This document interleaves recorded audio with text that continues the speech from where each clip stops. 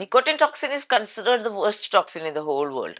ഇതിൽ പരം ഒരു വാസോ കൺസ്ട്രിക്ടർ ആയിട്ടുള്ള ഒരു സാധനം ഇല്ല. ശ്വാസകോശം മാരകം എന്നൊക്കെ പറഞ്ഞാൽ എന്തോരാണ് സർക്കാർ അല്ല ശ്വാസകോശം അല്ല മാരകമാണെന്ന് ക്യാൻസറിനെ പേടിപ്പിച്ചാണല്ലോ അറ്റ്ലീസ്റ്റ് അതെങ്കിലും ജയിക്കുന്നത്. അതെ അതെ ബട്ട് ഞാനൊരു കാര്യം പറയാട്ടോ, ഞങ്ങളുടെയൊക്കെ കാലത്ത് ഉണ്ടായിരുന്ന അത്ര സ്മോക്കേഴ്സ് ഇപ്പൊ ഇല്ല, കുറഞ്ഞിട്ടുണ്ട് വളരെ. പക്ഷെ അന്നേരം അത് ഈ പറഞ്ഞ പോലെ മറ്റ് രാസലഹരിയിലേക്ക് അത് പോകുന്നുണ്ട്. Lot of people think weed പോലെയുള്ള സാധനങ്ങളൊക്കെ അതെ. നോർമൽ ആണെന്ന് വിചാരിക്കുന്നുണ്ട്. നോർമലൈസ് ചെയ്യണമെന്ന് പറയുന്നവരുണ്ട് ഉണ്ട്. ഇഷ്ടംപോലെ.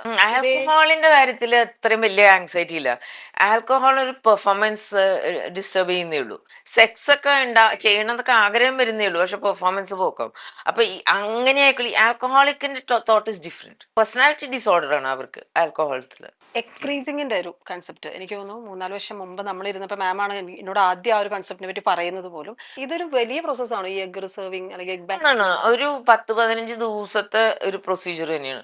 ഡെയിലി ഇഞ്ചക്ഷൻ എടുത്ത് എഗ് സ്റ്റിമുലേറ്റ്, കാരണം ഒറ്റ എഗ് കിട്ടിയിട്ട് കാര്യമില്ല, മൾട്ടിപ്പിൾ സ്റ്റിമുലേറ്റഡ് എഗ് എടുത്ത് ആക്കിയിട്ട് കൺട്രോൾഡ് ഓവറിൻ ഹൈപ്പർ സ്റ്റിമുലേഷൻ എന്ന് പറഞ്ഞ പ്രൊസീജിയറിൽ കൂടെ പോയി സ്റ്റിമുലേറ്റ് ചെയ്ത് മൾട്ടിപ്പിൾ ഉണ്ടാക്കിയിട്ട് അല്ലാണ്ട് എല്ലാ മാസവും വന്ന് അവർക്ക് എഗ് എടുക്കാൻ പറ്റില്ല. അപ്പൊ ഒറ്റ പ്രാവശ്യം തന്നെ ഇത് എടുത്തിട്ട് ഫീക്കണ്ടിട്ട് ഇപ്പോൾ നിങ്ങൾക്ക് ആഗ്രഹം ഉണ്ടെന്ന് വിചാരിക്കുക, നിങ്ങളെ ഏജ് 25, ഓൾമോസ്റ്റ് നോർമൽ ഗോണഡോട്രോഫിക് ആണ്, നിങ്ങൾ എല്ലാം നോർമലാണ്. നിങ്ങൾ ഉദ്ദേശിക്കണ നിങ്ങൾക്കൊരു 35 വയസ്സാവാതെ നിങ്ങൾക്ക് കുഞ്ഞുങ്ങൾ ഉണ്ടാവണം എന്നില്ല. അപ്പോഴാണ് നിങ്ങളുടെ കരിയർ എന്തെങ്കിലും ആവുള്ളൂ. ഒരു 35 ആയിട്ട് പോട്ടെ 40 എന്ന് വെച്ചോളൂ, ഒരു അപ്രോക്സിമേറ്റ്ലി 6 to 8 എഗ്സ് വേണ്ടി വരും അതിനകത്ത് ഹെൽത്തി ആയിട്ടുള്ള ഒരു ഭ്രൂണം കിട്ടാൻ. അത് 10-12 നല്ല എഗ് എടുത്തു കഴിയുമ്പോഴായിരിക്കും 6 to 8 healthy egg at the age of 25-30 കിട്ടുന്നത്.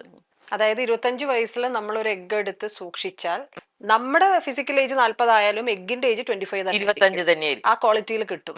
പുരുഷന് ഒരു അഡ്വാൻറ്റേജ് ഉണ്ട്. ഈ 38-40-45 വയസ്സുള്ള partner is not that bad.